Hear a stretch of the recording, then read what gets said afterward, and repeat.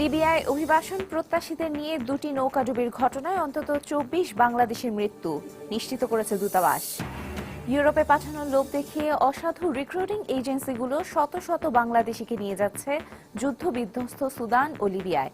নজরদারি বাড়ানোর পরামর্শ বিশ্লেষকদের।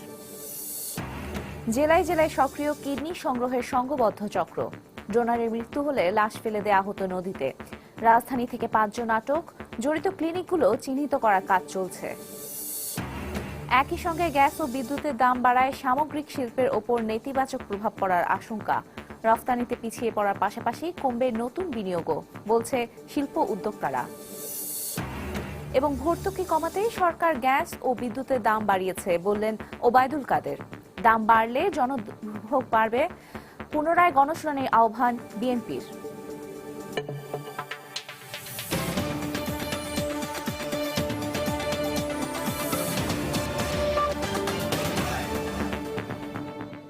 প্রবাসের সময় সঙ্গে আছে আমি তানজিমুনিয়া। লিবিয়া উপকূলে অভিবাসী প্রত্যাশী অন্তত ২৪ বাংলাদেশির মৃত্যু হয়েছে। এ খবর নিশ্চিত করেছেন লিবিয়ায় বাংলাদেশ দূতাবাসের লেবার কাউন্সিলর আশরাফুল ইসলাম। তিনি নিহতদের পরিচয়ও জানিয়েছেন। এরা হলেন টাঙ্গাইলের বাবুল, শাহাবুদ্দিন, নোয়াখালী শাহাবুদ্দিন, সোহেল, রুবেল, শরীয়তপুরের স্বপন, আজাদ, জাকির এবং সুমন, কুমিল্লার ইসলাম ও ফারুক, যশোরের জিয়াউল, চট্টগ্রামের করিম, কেরানীগঞ্জের গাজীউল, নারায়ণগঞ্জের মাহমুদ, মাদারীপুরের ফয়েজ এবং রাজবাড়ীর মফিজ। গেল বৃহস্পতিবার লিবিয়া থেকে ইউরোপগামী এই নৌকাডুবির ঘটনায় ২০০রও বেশি মানুষ নিহত হয়েছে বলে ধারণা করা হচ্ছে। আন্তর্জাতিক সংবাদ মাধ্যমের খবর অনুযায়ী অন্তত ৭৮ জন বাংলাদেশি ইউরোপে যাওয়ার চেষ্টা করেছিল। লিবিয়ার সাংঘর্ষিক পরিস্থিতির কারণে তারা ইউরোপ পাড়ি জমায়। নৌকাডুবিতে ২৪ বাংলাদেশি নিহত হওয়ার বিষয়ে সময় সংবাদের সঙ্গে কথা বলেন লিবিয়ায় বাংলাদেশ দূতাবাসের লেবার কাউন্সিলর আশরাফুল ইসলাম। বৃহস্পতিবার রাত ১২টার সময় একটা বোট ওদেরকে নিয়ে রওনা হয়েছিল লিবিয়ার জোয়ারা উপকূল থেকে, এবং এটা বোধহয় ঘন্টা দেড়েক চলার পরে ওটাতে কোনো সমস্যা হয়েছিল। পানি ওঠা শুরু হলে এটা আস্তে আস্তে ডুবতে শুরু করে আর কি। তখন যারা যাত্রী ছিল তারা পানিতে ঝাঁপিয়ে পড়ে আর কি। নিচের ডেকে যারা ছিল তারা খুব কমই বের হতে পেরেছে, বাকিগুলো সব ভিতরেই রয়ে গেছে। যারা আর বের হতে পারে নাই ভিতরেই তারা বোটের সাথে হয়তো তলদেশে পৌঁছে গেছে। আর উপরে যারা ছিল তারা জাম দিয়ে, যাদের কাছে লাইফ জ্যাকেট ছিল তারা সাঁতার কেটে ছিল। যাদের লাইফ জ্যাকেট ছিল না তাদের কেউ কেউ সাঁতরে সরাসরি পুলে চলে এসেছে। প্রায় আপনার ৮ ঘন্টা বেশি থাকতে হয়েছে তাদেরকে উদ্ধারের কাজে, যতক্ষণ পর্যন্ত কয়েকটা বোট না গিয়েছে। এবং ওই বোট গুলাতে যাদেরকে পেয়েছে, ভেসে থাকতে দেখেছে, তাদেরকে তারা পিক আপ করে নিয়ে এসেছে। নিয়ে এসে এখানে যে পুলিশের হাতে সোপর্দ করেছে। আর যাদেরকে পাওয়া যায় নাই তাদের সম্পর্কে তাদের স্বজনরা এবং বন্ধু বান্ধবরা বলেছে যে তারা দেখেছে, কেউ দেখেছে, কেউ ডুবে মারা গেছে। লিস্টে আমরা ২৪ জনের নাম দেখছি। মোট আমাদের ৭৮ জন আরোহী ছিল বাংলাদেশি। মৃত্যুর ঝুঁকি নিয়ে হলেও অবৈধভাবে বিদেশ যাত্রা থামছে না। সংশ্লিষ্টরা বলছেন কিছু অসাধু রিক্রুটিং এজেন্সির সহায়তায় অবৈধভাবে ইউরোপে পাড়ি জমাতে বাংলাদেশ থেকে অনেকেই যাচ্ছেন যুদ্ধবিধ্বস্ত সুদান ও লিবিয়ায়। সম্প্রতি লিবিয়ার বাংলাদেশ দূতাবাস কয়েকটি রিক্রুটিং এজেন্সির বিরুদ্ধে নামসহ অভিযোগ পাঠালেও এখনও কোনো ব্যবস্থাই নেওয়া হয়নি। এক্ষেত্রে দালাল চক্র দমন ও নজরদারি বাড়ানোর পরামর্শ দিয়েছেন নিরাপত্তা বিশ্লেষকরা। তাফসির বাবু রিপোর্ট। জাতিসংঘের শরণার্থী বিষয়ক সংস্থা UNHCR এর হিসেবে গত ৩ বছরে শুধু সাগরপথেই বাংলাদেশ থেকে পাচার হয়েছে প্রায় ১.৫ লাখ মানুষ। আর এখন আকাশপথে একাধিক দেশ হয়ে যুদ্ধ কবলিত লিবিয়া, সুদানে প্রতিদিন যাচ্ছেন প্রায় ৫০ বাংলাদেশি। সেখান থেকে পরে তারা যাওয়ার চেষ্টা করছেন ইউরোপে। কিন্তু যুদ্ধ কবলিত ওইসব দেশে ট্যুরিস্ট ভিসায় কিংবা জাল পাসপোর্টে এত বড় সংখ্যায় লোক গেলেও উদাসীন ইমিগ্রেশন বিভাগ। সম্প্রতি লিবিয়ার বাংলাদেশ দূতাবাস কয়েকটি রিক্রুটিং এজেন্সির বিরুদ্ধে নামসহ অভিযোগ পাঠালেও কোনো ব্যবস্থাই নেওয়া হচ্ছে না। এখানে আমাদের ইমিগ্রেশন যেই রাষ্ট্রের মধ্য দিয়ে তারা আরেক রাষ্ট্রে গিয়ে পৌঁছচ্ছেন, সেই দেশের ইমিগ্রেশন প্রত্যেকেই প্রক্রিয়ার ভিতরে যুক্ত হয়ে পড়েছেন। তো যার ফলে এখন সুদানের পথে লিবিয়াতে যাচ্ছে প্রতিদিন প্রায় ৫ থেকে ৬০০ মানুষ, আনস্ক্রুপুলাস রিক্রুটিং এজেন্টস যারা লাইসেন্সড হয়তো নন, অথবা দালাল। এই যে চক্রটা, এই চক্রটাকে ধরবার কোনো পদক্ষেপ কিন্তু আজ পর্যন্ত আমরা নেইনি। বিশেষজ্ঞদের মতে একদিকে নতুন শ্রমবাজার খুলতে ব্যর্থতা, অন্যদিকে অভিযুক্তদের বিরুদ্ধে আইন প্রয়োগে দুর্বলতার কারণে বাড়ছে অবৈধ অভিবাসন। এই ইমিগ্রেশন এরা যে ছেড়ে দিচ্ছে এয়ারপোর্ট দিয়ে, তার কোনো শাস্তির ভয় নাই। পুরুষ অভিবাসনের বাজার যদি ইউএই চিন্তা করি, আমরা ঢুকতে পারিনি। সৌদি আরব চিন্তা করি, আমরা ঢুকতে পারিনি। দালালদের মাধ্যমে বিদেশে গিয়ে নির্যাতনের পাশাপাশি অপহরণেরও শিকার হচ্ছেন অনেকে। এক্ষেত্রে দালাল চক্র দমন ও নজরদারি বাড়ানোর পরামর্শ নিরাপত্তা বিশ্লেষকের। যারা ভিকটিম হচ্ছেন তারাও যথাসময়ে বিষয়গুলো নিরাপত্তা বাহিনীকে জানায় বলে আমার মনে হয় না। কিন্তু মুক্তিপণ চাওয়ার সাথে সাথে যে সে বিষয়টি আইন শৃঙ্খলা রক্ষাকারী বাহিনীর কাছে নিয়ে আসবে, সেটি অনেক ক্ষেত্রেই তারা আনে না। এখানে নজরদারিতে যেমন বাড়াতে হবে, তেমন সচেতনতা বাড়াতে হবে এবং মানুষকে বিদেশ সম্পর্কে তার জ্ঞান যেটি আছে সেটি পর্যাপ্ত করতে হবে। অবৈধ অভিবাসনের ক্ষেত্রে পাড়ি জমানো দেশেরও কিছু দায়বদ্ধতা রয়েছে উল্লেখ করে সংশ্লিষ্টরা বলছেন, এসব ইস্যু আন্তর্জাতিক ফোরামে আলোচনায় আনতে হবে। সামনেই জিএফএমডি আছে, global forum on migration development. এই জায়গাটায় কিন্তু আমাদের সরকারের তরফ থেকে এই অবৈধ অভিবাসনের ইস্যুগুলি তুলে রিসিভিং কান্ট্রিতে যেই ব্যাপারগুলো ঘটছে সেগুলোকে হাইলাইট করা দরকার। তাফসির বাবু, সময় সংবাদ, ঢাকা। এইদিকে বলছেন যে এদিকে লিবীয় উপকূলে নৌকাডুবির ঘটনায় 24 বাংলাদেশি সহ 2 শতাধিক অভিবাসী মৃত্যু ও অস্ট্রিয়ায় 71 জনকে মৃত উদ্ধারের ঘটনায় গভীর উদ্বেগ প্রকাশ করেছেন জাতিসংঘ মহাসচিব বান কি মুন। পাশাপাশি অভিবাসী সংকট নিরসনে অবিলম্বে কার্যকর পদক্ষেপ নিতে ইউরোপীয় দেশগুলোর প্রতি আহ্বান জানিয়েছেন তিনি। এছাড়া হোয়াইট হাউসও মানব পাচার রোধের বিষয়ে জোর তৎপর হবার আহ্বান জানিয়েছে। সম্প্রতি অস্ট্রিয়া হাঙ্গেরির একটি ট্রাক থেকে 71 অভিবাসীকে মৃত উদ্ধারের ঘটনায় মানব পাচারকারীদের বিষয়ে কঠোর হওয়ার সিদ্ধান্ত নিয়েছে হাঙ্গেরীয় সরকার। এরই মধ্যে সন্দেহভাজন 21 পাচারকারীকে আটক করেছে দেশটির পুলিশ।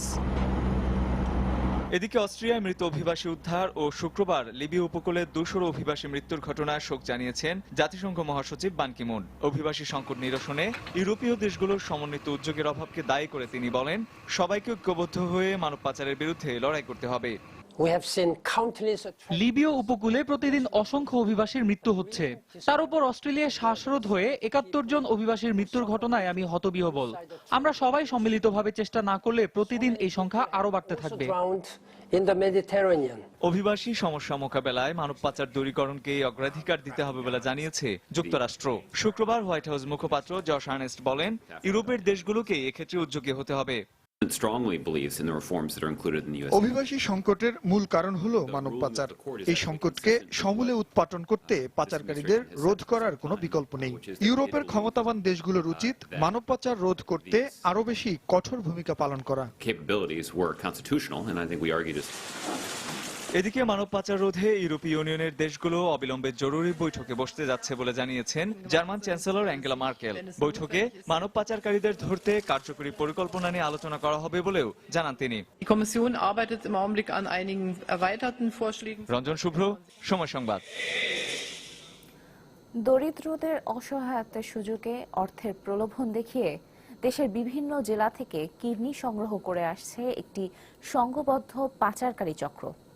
শনিবার সকালে রাজধানী থেকে চক্রের মূল পরিকল্পনাকারী সহ 5 জনকে আটক করেছে ঢাকা মহানগর গোয়েন্দা পুলিশ। এ সময় আটককৃতদের কাছ থেকে চেতনানাশক ওষুধ জব্দ করা হয়। এ ঘটনায় আটক 5 জনকে 3 দিন করে রিমান্ড দিয়েছেন আদালত। এছাড়া চক্রটির সাথে জড়িত চিকিৎসা কেন্দ্রগুলো চিহ্নিত করতে ইতোমধ্যে কাজ শুরু করেছে বলে জানিয়েছে ডিবি পুলিশ। আরও জানাচ্ছেন সাইফুল ইসলাম জুয়েল। প্রস্তাব দেওয়া হয়েছিল যে তোমাকে একটা সিএনজি কিনে দেবো, বিনিময়ে তোমাকে একটা কিডনি দিতে হবে। বেকারত্বের অপবাদ ঘুচিয়ে সংসারের হাল ধরতেই নিজের শরীরের একাংশ দিতে রাজি হয়েছিলেন জয়পুরহাটের আবু হাসান। কিডনির পরিবর্তে সিএনজি নিতে ঢাকায় আসার পরেই ঘটে বিপত্তি। পুলিশের হাতে ধরা পড়ার পরপরই তারা জানতে পারে একটি সংঘবদ্ধ কিডনি পাচারকারী চক্রের খপ্পরে পড়েছে তারা। ঘটনার মূল পরিকল্পনাকারী আব্দুল জলিলকে এ সময় গাবতলী থেকে আটক করা হয়। ঘটনার সূত্র ধরে আবারও চলে পুলিশের অভিযান। ঢাকা বিশ্ববিদ্যালয় এলাকা আটক জলিলের দেয়া তথ্যের ভিত্তিতে একই চক্রের আরো 4 জনকে বাংলা একাডেমির আশপাশ থেকে আটক করে পুলিশ। ঘটনাস্থল থেকে উদ্ধার করা হয় মাহবুবুর রহমান নামে আরো এক তরুণকে। মাহবুব জানতো সে প্রথমবারের মতো জরুরি প্রয়োজনে রক্ত দিবে এবং যার বিনিময়ে সে পাবে 20,000 টাকা। ওরা আমার সামনে স্বীকার করে যে আমার কিডনি বিক্রি করে ফেলে তো 4,25,000 টাকা, তারপর আমাকে মেরে বুড়ি আমার নদীতে ভাসায় দিত। পুলিশ জানায় কিডনি অপসারণের পর ভুক্তভোগীদের শারীরিক সমস্যা হলেও সেক্ষেত্রে তাদের হত্যা করারও পরিকল্পনা ছিল এই চক্রের। এই কিডনি মানে তাকে অজ্ঞান করে কিডনি নিয়ে নেবে অপারেশন থিয়েটারে, এরপর যদি তার কোনো রকম কিছু হয় অর্থাৎ যদি অসুস্থ হয়ে পড়ে তাহলে তাকে হত্যা করবে। এই হত্যা করার জন্য তারা ছুরি সেটিও তাদের কাছ থেকে পাওয়া যায়। তারা আরেকজনের নামে তারা একটা লঞ্চে বুকিং দেয় যে ওই ডেড বডি বস্তায় ভরে বা সুটকেসে ভরে এটি ওখানে দিয়ে দিবে, অর্থাৎ ওই বুকিং এর নামে ওইখানে তুলে দিবে, যাতে ধরা পড়লেও পরবর্তীতে ওই লোক অর্থাৎ আর একজনের নাম যাকে ফাঁসিয়ে দেবে। এদিকে পাচারকারী চক্রের সাথে জড়িত চিকিৎসা কেন্দ্রগুলো চিহ্নিত করতে কাজ শুরু করেছে পুলিশ। সাইফুল ইসলাম জুয়েল, সময় সংবাদ, ঢাকা। প্রবাসের সময় আরো থাকছে। ঢাকা আরিচা মহাসড়কের সাভারে বাস নিয়ন্ত্রণ হারিয়ে ফুটপাতে 3 পথচারী নিহত। একই সঙ্গে গ্যাস ও বিদ্যুতের দাম বাড়ানোয় উৎপাদন খরচ অনেক বেড়ে যাবে, আর এতে সামগ্রিক শিল্পের উপর নেতিবাচক প্রভাব পড়বে বলে মনে করছেন চট্টগ্রামের শিল্প উদ্যোক্তারা। তাদের মতে স্থানীয় শিল্প প্রতিষ্ঠান এতে ক্ষতিগ্রস্ত হবে। একই সঙ্গে পোশাক শিল্প সহ সার্বিক রফতানি খাতে প্রতিযোগিতায় পিছিয়ে পড়ার পাশাপাশি নতুন বিনিয়োগ আরও কমবে। অন্যদিকে বিনিয়োগ ও রপ্তানি খাতের বর্তমান নিম্নমুখী অবস্থায় গ্যাস বিদ্যুতের নিরবিচ্ছিন্ন সরবরাহ নিশ্চিত না করে দফায় দফায় দাম বাড়ানোকে অযৌক্তিক বলে মনে করছেন চট্টগ্রামের ব্যবসায়ীরা। বিস্তারিত জানাচ্ছেন হাজরা শিউলি। পণ্য উৎপাদনের জন্য শিল্পের অপরিহার্য দুটি উপাদান গ্যাস ও বিদ্যুৎ। শিল্প উদ্যোক্তারা জানান, গ্যাস ও বিদ্যুতের নিরবিচ্ছিন্ন সরবরাহ না থাকায় উৎপাদন ঠিক রাখতে এমনিতেই তাদের জ্বালানি তেলের পেছনে বিপুল পরিমাণ অর্থ ব্যয় করতে হয়। এর মধ্যে কমপ্লায়েন্স ইস্যু সহ নানা সংকটে চট্টগ্রামে বন্ধ হয়ে গেছে অর্ধেকের বেশি গার্মেন্টস। গ্যাস ও বিদ্যুতের নতুন করে দাম বৃদ্ধি উৎপাদন খরচকে আরো বাড়াবে। এক্ষেত্রে পোশাক শিল্প রফতানিতে পিছিয়ে পড়ার পাশাপাশি সব শিল্পে নতুন বিনিয়োগ নিরুৎসাহিত হবে। গ্যাস তেলের দাম বৃদ্ধি করার কারণে এটা আমাদের জন্য আরো ক্ষতিকর হলো, কস্ট বেড়ে গেল, আমরা কম্পিটিটিভনেসে আরো অনেক দূর পিছনে পড়ে গেলাম। এই ধরনের একটা সিচুয়েশনে এই বিদ্যুতের দাম বৃদ্ধি আর গ্যাসের দাম বৃদ্ধি একজন বিনিয়োগকারীকে নিরুৎসাহিত করবে। শিল্প মালিকদের দাবি, গ্যাস বিদ্যুতের দাম বৃদ্ধির কারণে স্বাভাবিকভাবেই সব শিল্প পণ্যের দাম বাড়বে। এতে একদিকে আমদানি উৎসাহিত হবে, অন্যদিকে তাদের রফতানির বাজার হারাতে হবে। আমাদের প্রোডাক্টের কস্ট যখন বেড়ে যায়, আমরা কম্পিটিশনে থাকতে না পারে, তখন থেকে যে আমাদের যদি আমরা প্রোডাক্টের প্রাইস কমাতে থাকি, মানে সেম পর্যায়ে রাখতে চাই, তাহলে দেখা যাবে যে এটা আমি লস করতেছি। যখন আমি বাদ যাব আবার আমি মার্কেট হারাবো। আমাদের র মেটেরিয়ালস ইম্পোর্ট করে আনতে হয়, প্লাস এর উপরে ইলেকট্রিসিটি বিল যদি আমরা বেশি দিই, আমরা এক্সপোর্ট করবো কেমন? এক্সপোর্ট তো করতে পারবো না। এই অবস্থায় স্থানীয় শিল্প সুরক্ষা ও ভোক্তাদের বাড়তি খরচের বোঝা থেকে বাঁচাতে গ্যাস ও বিদ্যুতের দাম সহনীয় পর্যায়ে রাখার আহ্বান ব্যবসায়ী নেতাদের। আমাদের দেশীয় পণ্য যেগুলো বিদেশে রপ্তানি করা হয় এগুলোর দামও বেড়ে যাবে। সুতরাং আমরা মনে করি যে ব্যবসায়ীরা এই বৃদ্ধিটা যেন আরো সহনীয় পর্যায়ে সরকার রাখেন। বৃহস্পতিবার বাংলাদেশ এনার্জি রেগুলেটরি কমিশন প্রতি ইউনিট গ্যাসের দাম 26.29% ও বিদ্যুতের দাম 2.93% বাড়ানোর ঘোষণা দেয়। যেটুকু আমরা বাড়িয়েছি। হাজরা শিউলি, সময় সংবাদ, চট্টগ্রাম। সড়ক পরিবহন ও সেতুমন্ত্রী ওবায়দুল কাদের বলেছেন, ভর্তুকি কমাতেই সরকার গ্যাস এবং বিদ্যুতের দাম বৃদ্ধি করেছে। এর প্রভাব পরিবহন খাতে পড়লেও তা যেন সহনীয় মাত্রায় থাকে সেদিকে সরকারের দৃষ্টি রয়েছে বলেও জানান তিনি। শনিবার সকালে রাজধানীতে শোক দিবসের এক আলোচনা সভায় তিনি একথা বলেন। মূল্যবৃদ্ধির একটা প্রভাব পরিবহনেও পড়বে, সেটা সত্যি।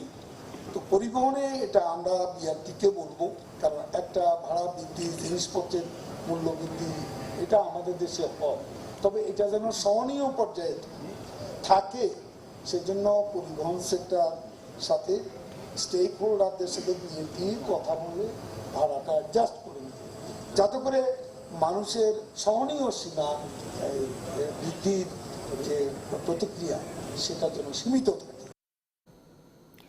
গ্যাস ও বিদ্যুতের দাম বাড়ানোর সিদ্ধান্তকে অযৌক্তিক, অগ্রহণযোগ্য ও গণবিরোধী বলে আখ্যায়িত করেছে বিএনপি। শনিবার দুপুরে নয়াপল্টনে কেন্দ্রীয় কার্যালয়ে দলটির মুখপাত্র ও আন্তর্জাতিক বিষয়ক সম্পাদক আসাদুজ্জামান রিপন দলের পক্ষে এমন প্রতিক্রিয়া জানান। এই সিদ্ধান্ত বাতিল করে দাম নির্ধারণে পুনরায় গণশুনানির আহ্বান জানান তিনি। দাম বাড়ানোর সিদ্ধান্ত কার্যকর হলে জনদুর্ভোগ নেমে আসার পাশাপাশি শিল্প উৎপাদন ব্যাহত হবে বলেও মন্তব্য করেন বিএনপির এই মুখপাত্র। এবছরের শুরুতে অস্থির রাজনৈতিক সময়ে বিনা ভোটে নির্বাচিত সরকারের মতো বাংলাদেশ এনার্জি রেগুলেটরি কমিশন তথাকথিত লোক দেখানো শুনানির নামে আগামী 1 সেপ্টেম্বর থেকে গ্যাস বিদ্যুতের দাম বৃদ্ধির যে ঘোষণা দিয়েছে বাংলাদেশ জাতীয়তাবাদী দল বিএনপি তার তীব্র নিন্দা ও প্রতিবাদ করছে। তারা দাম বৃদ্ধিতে সাধারণ মানুষের কষ্টের কথা যেমন ভাবেননি, তেমনি কৃষি, শিল্প, ব্যবসা, রপ্তানিতে এই দাম বৃদ্ধি কিভাবে নেতিবাচক প্রভাব পড়বে সেই বিষয়টিও আমলে নেননি। আমাদের দল বিআরসির মূল্য বৃদ্ধির ঘোষণাকে বাতিলের দাবি জানাচ্ছে এবং স্বচ্ছতার ভিত্তিতে নতুন করে গণশুনানির আয়োজন করে বিএনপি সহ দেশের সকল স্টেক হোল্ডারদের মতামত নেয়ার আহ্বান জানাচ্ছে। বিএনপি চেয়ারপারসন বেগম খালেদা জিয়ার সঙ্গে সাক্ষাৎ করেছেন দক্ষিণ কোরিয়ার বিদায়ী রাষ্ট্রদূত। শনিবার সন্ধ্যা 7:30টায় বিএনপি চেয়ারপারসনের কার্যালয়ে আসেন বিদায়ী এই রাষ্ট্রদূত। এ সময় দুদেশের স্বার্থ সংশ্লিষ্ট বিষয় নিয়ে কথা বলেন তারা। দুপক্ষের সাক্ষাতের সময় উপস্থিত ছিলেন চেয়ারপারসনের উপদেষ্টা সাবিউদ্দিন আহমেদ। আওয়ামী লীগের আইনজীবীরা ঐক্যবদ্ধ থাকার কারণেই এবার বাংলাদেশ বার কাউন্সিল নির্বাচনে 2/3 ভোট পেয়ে নিরঙ্কুশভাবে জয়লাভ সম্ভব হয়েছে বলে মন্তব্য করেছেন আওয়ামী লীগের সাধারণ সম্পাদক সৈয়দ আশরাফুল ইসলাম। শনিবার বিকেলে রাজধানীর বঙ্গবন্ধু এভিনিউতে মহিলা শ্রমিক লীগ আয়োজিত জাতীয় শোক দিবসের এক আলোচনা সভায় তিনি বঙ্গবন্ধুর 40তম শাহাদাত বার্ষিকী উপলক্ষে আয়োজিত সকল কর্মসূচি সফল করতে নেতাকর্মীদের প্রতি আহ্বান জানান। আমরা এবারে বাংলাদেশ বার কাউন্সিলে 2/3 ভোট পেয়ে আমরা নিরঙ্কুশভাবে জয়লাভ করেছি। গত দুইবার নির্বাচনে আমরা জয়লাভ করতে পারিনি।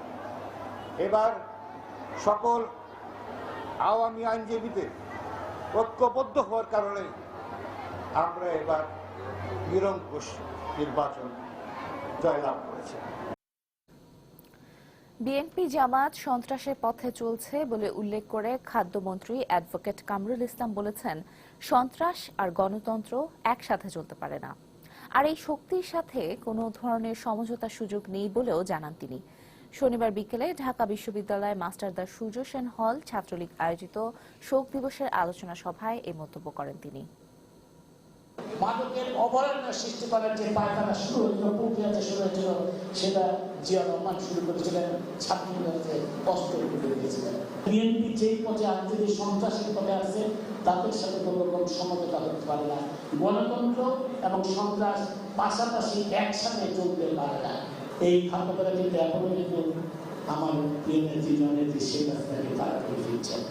এই সন্ত্রাসীরা, এই জঙ্গিরা, বিএনপি জামাত বা এই 71-এর ঘাতক, 75-এর ঘাতক বা 2004 সালের ঘাতক, তারা আজকে শেখ হাসিনাকে হত্যা আবার প্রচেষ্টা করতে পারে। যে কোনো সময় আবার তারা একটা মরণ কামড় মারতে পারে। এতে কোনো আশ্চর্য হওয়ার কিছু নেই। আমরা 75-এর জাতির জন্মকে রক্ষা করতে পারিনি, কিন্তু এইবার আমাদের শপথ দিতে হবে আমরা শেখ হাসিনাকে রক্ষা করব। অর্পিত সম্পত্তি হাতিয়ে নিতে সারা দেশে তৎপর হয়ে উঠেছে একটি সংঘবদ্ধ চক্র।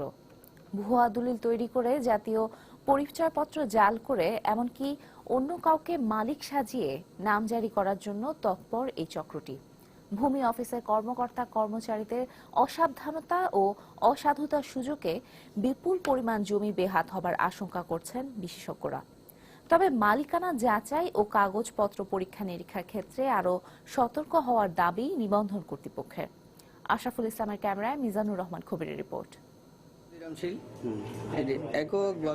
নারায়ণগঞ্জের বাসিন্দা চিত্তরঞ্জন বিশ্বাস স্থানীয় ভূমি অফিসে নামজারি করতে এসে দেখেন ওয়ারিশ সূত্রে পাওয়া সম্পত্তির 53% নাল জমির মালিকানা চলে গেছে একটি আবাসন প্রতিষ্ঠানের নামে। খারিজ চাইতে গেছি, পরে টাকা দিছি, এখন নায়েব সাহেব আমার দেখাইলই না যে 24/77 একটা দলিল হয়েছে। স্বাধীন ঘোষণা হওয়ার 20-25 দিন পরে উনি মারা গেছে, তা এখন 77-এ কি করে দলিলটা হইলো? ভুয়া দলিল করে নিয়ে যাইতেছে। দূর দূরান্ত লোক জড়িত আছে, দালালরা আছে। আরেকটি দলিলে জমির মালিকানা দাবিকারী হিন্দু সম্প্রদায়ের হলেও তার ধর্ম দেখানো হয়েছে ইসলাম। নিবন্ধন যাচাই ও সত্যায়ন পর্ব পার হয়ে এই দলিলটিও উঠে এসেছে নামজারি পর্যন্ত।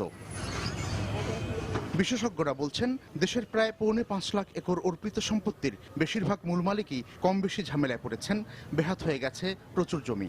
অবশিষ্ট জমি খ তফসিলের আওতায় এনে প্রকৃত মালিকদের কাছে বুঝিয়ে দেওয়ার কার্যক্রম চলছে, যা চলতি বছরের ডিসেম্বরে শেষ হবে। এর মধ্যে মালিক পাওয়া না গেলে এগুলো হয়ে যাবে সরকারি সম্পত্তি, তাই তড়িঘড়ি করে নামজারির এই প্রবণতা। ভুয়া দলিলের ভিত্তিতে যখন আপনি দলিলটা আমাকে করে দিলেন, তখন আমি রেজিস্ট্রি অফিসে গিয়ে ঠিক স্ট্যাম্পে আমি দলিলটা করে নিলাম। ফলে হলো কি, যখন মামলাটা হয় চ্যালেঞ্জ করা খুব মুশকিল হয়ে যায়, সই স্বাক্ষর ইত্যাদি টিপসই বা কিছু। উপজেলা ভূমি কর্মকর্তারা দাবি করেন নামজারি পর্যায়ে এসে জালিয়াতি ধরা পড়ার সম্ভাবনা কম, তাই দলিল নিবন্ধন পর্যায়ে কাগজগুলো যাচাই বাছাই করা, বিশেষ করে জাতীয় পরিচয়পত্র যাচাই করলেই বড় ধরনের প্রতারণা রোধ করা সম্ভব। কিছু ভূমিদস্যু আছে যারা প্রতারণার আশ্রয় নিচ্ছে, যে দলিলগুলো যেটা হচ্ছে অরিজিনাল যে মালিক যারা, তারা দলিল করতেছে না, তাদের ওয়ারিশরাও দলিল করতেছে না। এতে বোঝা যায় যে একটা চক্র যারা খুব সক্রিয় আছে এই জমিগুলো গ্র্যাব করার জন্য। এ ব্যাপারে সংশ্লিষ্ট কার্যালয়গুলোকে সতর্ক করা হয়েছে বলে দাবি নিবন্ধন মহাপরিদর্শকের। আমরা স্ট্রিক্টলি দেখতেছি, আমাদের ন্যাশনাল আইডি কার্ড অবশ্যম্ভাবে এখন দেখতে হবে, সব সাবজেক্টকে বলা হয়েছে, এবং এরকম কিছু আমাদের গোচরীভূত হলে আমরা মাঝে মাঝে পরিপত্র জারি করে থাকি এবং আমি আদেশ নির্দেশ দিয়ে থাকি। মিজানুর রহমান কবির, সময় সংবাদ, ঢাকা।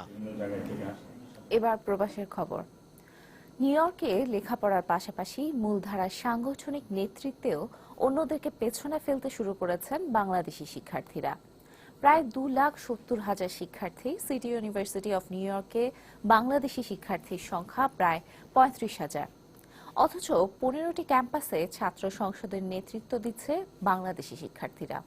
নিজেদের প্রতিভাকে কাজে লাগিয়ে যুক্তরাষ্ট্রের রাজনৈতিক ও সামাজিক অঙ্গনে নেতৃত্ব অর্জনের স্বপ্ন দেখছেন তারা। নিউ ইয়র্ক থেকে আরো জানাচ্ছেন শিহাবুদ্দিন কিসলু।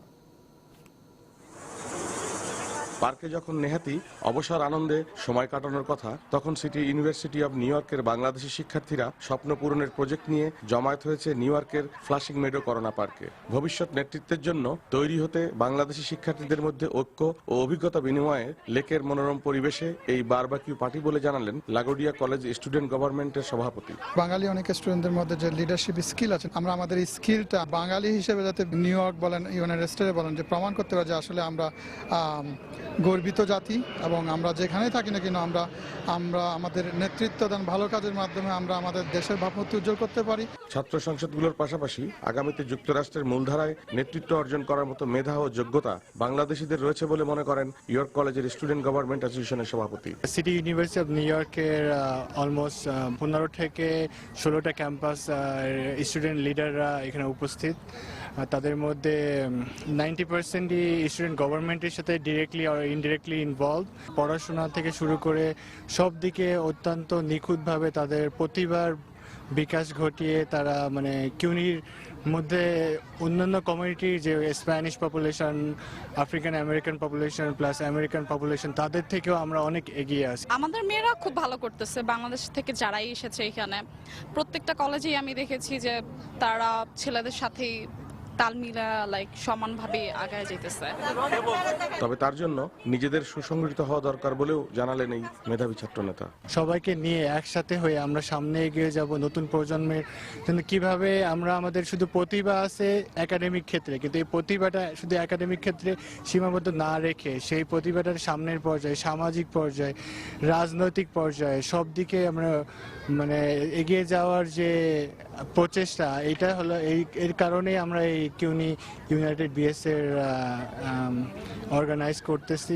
বহুমাত্রিক সমাজে সাংস্কৃতিক প্রতিবন্ধকতা কাটিয়ে উঠতে নতুন প্রজন্মকে নিয়ে প্রজেক্ট করছে বাংলাদেশি শিক্ষার্থীদের সংগঠন city university of new York United Bangladeshi student association. Shihabuddin Kislu, সময় সংবাদ, নিউ ইয়র্ক। জাতির জনক বঙ্গবন্ধু শেখ মুজিবুর রহমানের 40তম শাহাদাত বার্ষিকী উপলক্ষে জাতীয় পার্টি কাতার শাখার উদ্যোগে আলোচনা সভা ও দোয়া মাহফিল অনুষ্ঠিত হয়েছে। কাতারের রাজধানী দোহার এশিয়ানা হোটেলে এই আলোচনা সভা ও দোয়া মাহফিল অনুষ্ঠিত হয়। অনুষ্ঠানে প্রধান অতিথি হিসেবে উপস্থিত ছিলেন জাতীয় পার্টির প্রেসিডিয়াম সদস্য ও বাংলাদেশ সরকারের শ্রম ও কর্মসংস্থান প্রতিমন্ত্রী বীর মুক্তিযোদ্ধা অ্যাডভোকেট মুজিবুল হক জুন্নু। প্রতিমন্ত্রী তার বক্তব্যে বলেন, বঙ্গবন্ধুকে নিয়ে স্বাধীনতা বিরোধী চক্রের চরম বিদ্বেষের কারণে নতুন প্রজন্ম বঙ্গবন্ধু ও স্বাধীনতার সঠিক ইতিহাস থেকে বঞ্চিত হচ্ছে। সভায় বক্তব্য রাখেন সংগঠনের সহসভাপতি আব্দুল মান্নান, সাংগঠনিক সম্পাদক মেজবাহ উদ্দিন চিনু প্রমুখ। এদিকে সংযুক্ত আরব আমিরাতে জাতির জনক বঙ্গবন্ধু শেখ মুজিবুর রহমানের 40তম শাহাদাত বার্ষিকী উপলক্ষে আলোচনা সভা ও দোয়া মাহফিলের আয়োজন করেছে আখতারুজ্জামান চৌধুরী বাবু স্মৃতি সংসদ। শারজায় স্থানীয় একটি হোটেলে এই আলোচনা সভা ও দোয়া মাহফিলের আয়োজন করা হয়। সংগঠনের সভাপতি মোহাম্মদ ইয়াসিন চৌধুরীর সভাপতিত্বে ও মোহাম্মদ ইলিয়াসের সঞ্চালনায় সভায় প্রধান অতিথি হিসেবে উপস্থিত ছিলেন আবুধাবি বাংলাদেশ সমিতির সভাপতি আবু জাফর চৌধুরী। এতে প্রধান বক্তা ছিলেন আখতারুজ্জামান চৌধুরী বাবু, স্মৃতি সংসদের প্রধান উপদেষ্টা অধ্যাপক আব্দুস সবুর। আলোচনা শেষে বঙ্গবন্ধুর আত্মার মাগফিরাত কামনা করে মোনাজাত করা হয়। ভারতের পশ্চিমবঙ্গের উত্তর 24 পরগনা জেলার বসিরহাটে পাচারকারীদের হাত থেকে এক বাংলাদেশি তরুণীকে উদ্ধার করেছে দেশটির পুলিশ। ভারত বাংলাদেশ সীমান্তবর্তী এলাকা থেকে এই ঘটনায় আটক করা হয় এক ভারতীয় ও বাংলাদেশি নারী পাচারকারী দলের সদস্যকে। উত্তর 24 পরগনা জেলার অতিরিক্ত পুলিশ সুপার জানান, বসিরহাটের বোটঘাট থেকে 17 বছর বয়সী তরুণীকে উদ্ধার করেছেন তারা। এছাড়া মোহাম্মদ সাজু ও আলামিন মোল্লা নামের দুজনকে আটকের বিষয়টিও নিশ্চিত করেছেন তিনি। নারী পাচারের পেছনে দুদেশের সীমান্তে দালাল চক্র সক্রিয় রয়েছে বলেও জানায় ভারতীয় পুলিশ।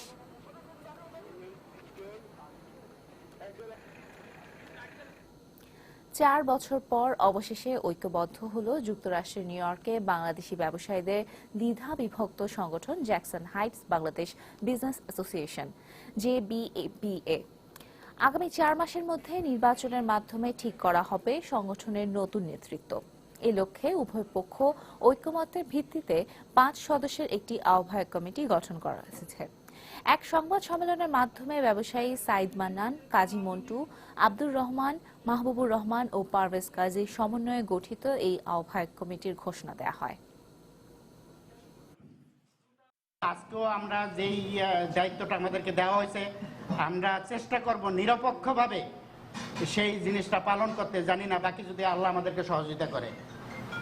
এই ব্যাপারে আমি আমার ব্যবসায়ীদের কাছ থেকে সহযোগিতা চাই এবং আমাদের সাংবাদিক ভাইদের কাছে সহযোগিতা চাই। যুক্তরাষ্ট্রের নিউ ইয়র্কে রিয়েল এস্টেট ব্যবসার সাথে সম্পৃক্ত হলেন বাংলাদেশের জনপ্রিয় সঙ্গীত শিল্পী বেবি নাজনীন। নিউ ইয়র্কের জ্যাকসন হাইটসে শনিবার এক অনাড়ম্বর সংবাদ সম্মেলনে এই ঘোষণা দেন তিনি। এক্সিট রিয়েলিটি নামের একটি প্রতিষ্ঠানের ডিরেক্টর অফ ইন্টারন্যাশনাল সেলস এবং একই সাথে ব্র্যান্ড অ্যাম্বাসেডর হিসেবে কাজ করবেন তিনি। এ সময় সংবাদ সম্মেলনে প্রতিষ্ঠানটির সিইও আজহারুল হক ও অন্যতম বিনিয়োগ পরিচালক জন ফাহিম উপস্থিত ছিলেন। ব্ল্যাক ডায়মন্ড খ্যাত বেবি নাজনীন বলেন, সঙ্গীতই তার সাধনা এবং শিল্পী তার একমাত্র পরিচয়। তার জীবনের বাস্তবতায় এক্সিট রিয়েলিটির সঙ্গে যুক্ত হয়ে দেশের মানুষের জন্য কিছু করতে চান তিনি। অনেক বিখ্যাত ডিজাইনার কোম্পানি হয়েছে সেলিব্রিটিজদের নামে।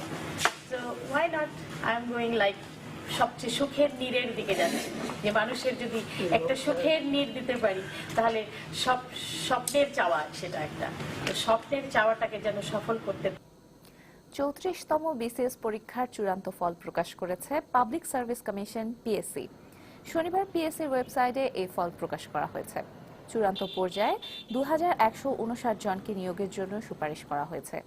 এর মধ্যে প্রশাসন ক্যাডারে 293 জন, পুলিশে 148 জনকে নিয়োগ দেওয়া হবে। আগামী বর্ষা মৌসুমের আগেই রাজধানীর জলাবদ্ধতা 50% কমিয়ে আনা হবে বলে জানিয়েছেন ঢাকা দক্ষিণ সিটি কর্পোরেশনের মেয়র সাইদ খোকন।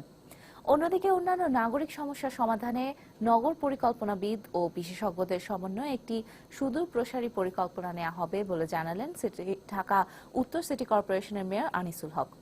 রাজধানী জলাবদ্ধতা ও এ থেকে উত্তরণের উপায় নিয়ে আয়োজিত এক গোলটেবিল বৈঠকে নবনির্বাচিত 2 নগরপিতা এই প্রত্যয় ব্যক্ত করেন। আপাতদৃষ্টিতে ছবিটি কোনো নদী বা খালের মনে হলেও বাস্তবে তা কিন্তু নয়। এটি আমাদের স্বপ্নের নগরী রাজধানী ঢাকার রাজপথ। সামান্য বৃষ্টিতেই যা হাঁটু পানিতে ডুবে আছে। এ চিত্র পুরো বর্ষা মৌসুম জুড়েই, আর তাই ভোগান্তিতে পড়েন নগরবাসী। অপরিকল্পিত নগরায়নকেই এমন জলাবদ্ধতার জন্য দায়ী করা হলেও সমস্যা থেকে উত্তরণে কাজ হয়েছে খুব কমই। তাই তো নগরবাসীকে জলাবদ্ধতার অভিশাপ থেকে মুক্তি দিতে নগর পরিকল্পনাবিদ ও বিশেষজ্ঞদের সমন্বয়ে কাজ শুরু করতে যাচ্ছে 2 সিটি কর্পোরেশন। এরই অংশ হিসেবে ঢাকা দক্ষিণ সিটি কর্পোরেশনের উদ্যোগে আয়োজন করা হয় এক গোলটেবিল বৈঠক। বৈঠকে জলাবদ্ধতা নিরসনে গবেষণালব্ধ মতামত তুলে ধরেন বিশেষজ্ঞরা। খালগুলো শুধু রেইজ করলেই হবে না, খালের 2 পাশে রেইজড এমব্যাঙ্কমেন্ট যেটা হবে তার সেখানে অন্তত 20 থেকে 30 মিটার ওয়াইড এরিয়া প্রিজার্ভ করতে হবে। ঢাকা শহরের ড্রেনেজ পরিকল্পনায় একক কোনো গোষ্ঠী কর্তৃপক্ষ সমন্বয় না থাকাটা সবচেয়ে বড় অবহেলার কারণ। এদিকে বিশেষজ্ঞদের মতামতকে গুরুত্ব দিয়ে কাজ শুরু করে আগামী প্রজন্মের কাছে বাসযোগ্য ঢাকা তুলে দেওয়া সম্ভব বলে মত দেন 2 সিটি কর্পোরেশনের নবনির্বাচিত মেয়র। অন্তত পক্ষে দৃশ্যমান উন্নতি আমরা এই শহরের মানুষকে পৌঁছে দিতে চাই। অন্তত পক্ষে 50% জলবদ্ধতা এই শহর থেকে আগামী বর্ষা মৌসুমের পূর্বে শেষ করতে চাই। সেই আপনার টার্গেট নিয়ে আমরা কাজ শুরু করতে চাই। আপনাদের সমস্ত মত আমাদের কাছে, মানে আমরা সমস্যাগুলো জানি, সমাধানের অনেকগুলো এভিনিউ আজকে আমরা শুনতে পেয়েছি। অ্যান্ড আই থিঙ্ক যে এটা আমাদের শুধু চিন্তার পরিধি বাড়াচ্ছে। তবে রাজধানী ঢাকাকে পুরোপুরি বাসযোগ্য হিসেবে গড়ে তুলতে জনসচেতনতাও জরুরি বলে মত এই 2 নগরপিতার।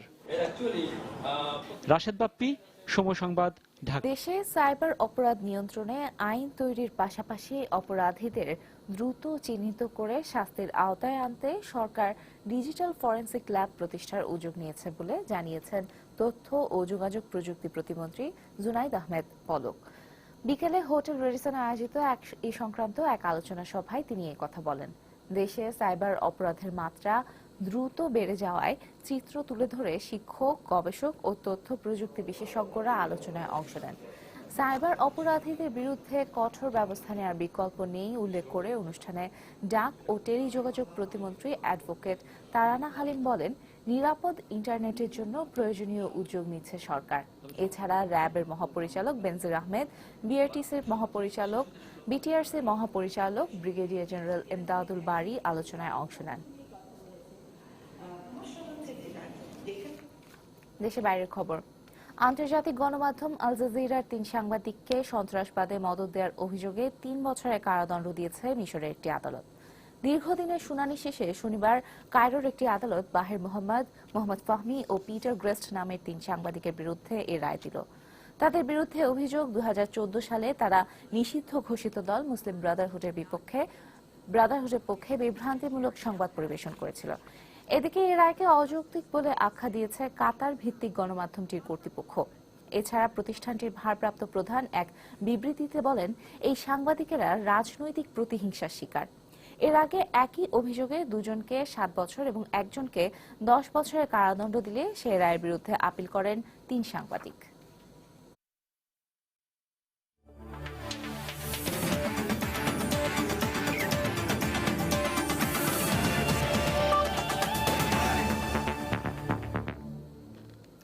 খেলা খবরে বাংলাদেশ মালয়েশিয়া আন্তর্জাতিক প্রীতি ম্যাচের খবর। অস্ট্রেলিয়ার বিপক্ষে বিশ্বকাপ বাছাই পর্বের ম্যাচের আগে প্রস্তুতি ম্যাচে মালয়েশিয়ার বিপক্ষে 0-0 ড্র করেছে বাংলাদেশ। আগামী 3 সেপ্টেম্বর পার্থে বিশ্বকাপ বাছাইয়ের ম্যাচে সকারুজের মুখোমুখি হবে মামুনুলরা। এবছরের শুরুতে বঙ্গবন্ধু গোল্ড কাপে দুবারের দেখাতেই বাংলাদেশের বিপক্ষে জয় পেয়েছিল মালয়েশিয়া। তবে নিজেদের শেষ ম্যাচে ফিলিস্তিনের বিপক্ষে 6-0 গোলে বিধ্বস্ত হওয়ায় কুয়ালালামপুরের শাহ আলম ফুটবল স্টেডিয়ামে এদিন শুরুতে কিছুটা সতর্ক হয়ে খেলতে থাকে স্বাগতিকরা। প্রথমার্ধে বেশ কিছু আক্রমণ করেও গোলের দেখা পায়নি দোল্লাসালের দল। তাই দ্বিতীয়ার্ধে আক্রমণের ধার বাড়ায় মালয়েশিয়া। বেশ কবার গোল করার খুব কাছাকাছি গেলেও বাংলাদেশের গোলরক্ষক সোহেলের দৃঢ়তায় হতাশ হতে হয় স্বাগতিকদের। অন্যদিকে পুরো ম্যাচেই নিষ্প্রভ ছিল বাংলাদেশের আক্রমণ ভাগ, তাই স্বাগতিকদের রক্ষণকে খুব একটা সমস্যায় ফেলতে পারেনি বাংলাদেশের স্ট্রাইকাররা। ফলে ফিফা র্যাঙ্কিংয়ে বাংলাদেশের চেয়ে 2 ধাপ উপরে থাকা দলটির বিপক্ষে আত্মবিশ্বাস বাড়ানো এক ড্র নিয়ে মাঠ ছাড়ে মামুনুল এমিলিরা।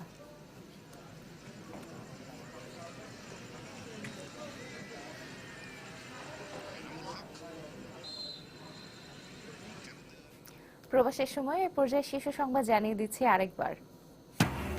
লিবিয়ায় অভিবাসন প্রত্যাশীদের নিয়ে 2টি নৌকাডুবির ঘটনায় অন্তত 24 বাংলাদেশের মৃত্যু নিশ্চিত করেছে দূতাবাস। ইউরোপে পাঠানো লোক দেখিয়ে অসাধু রিক্রুটিং এজেন্সিগুলো শত শত বাংলাদেশিকে নিয়ে যাচ্ছে যুদ্ধবিধ্বস্ত সুদান ও লিবিয়ায়, নজরদারি বাড়ানোর পরামর্শ বিশ্লেষকদের। জেলায় জেলায় সক্রিয় কিডনি সংগ্রহের সংঘবদ্ধ চক্র, ডোনারের মৃত্যু হলে লাশ ফেলে দেয়া হতো নদীতে। রাজধানী থেকে 5 জন আটক, জড়িত ক্লিনিকগুলো চিহ্নিত করার কাজ চলছে। একই সঙ্গে গ্যাস ও বিদ্যুতের দাম বাড়ায় সামগ্রিক শিল্পের ওপর নেতিবাচক প্রভাব পড়ার আশঙ্কা। রপ্তানিতে পিছিয়ে পড়ার পাশাপাশি কমবে নতুন বিনিয়োগও, বলছে শিল্প উদ্যোক্তারা। এবং ভর্তুকি কমাতেই সরকার গ্যাস এবং বিদ্যুতের দাম বাড়িয়েছে বললেন ওবায়দুল কাদের। দাম বাড়লে জনদুর্ভোগ নেমে আসবে, পুনরায় গণশুনানির আহ্বান বিএনপির। এই ছিল প্রকাশের সময়। যে কোনো খবর পেতে ভিজিট করুন সময়নিউজ.tv। যে কোনো রবি ও সিটিসেল নম্বর থেকে সময় সংবাদের খবর, অনুষ্ঠান সূচি জানতে এবং যে কোনো তথ্য সময় সংবাদকে জানাতে ডায়াল করুন 16242 নম্বরে। এছাড়া এইমাত্র পাওয়া খবর মোবাইলে পেতে SMS করুন *SPSM লিখে পাঠিয়ে দিন 16242 নম্বরে। আর সঙ্গে থাকুন সময়ের।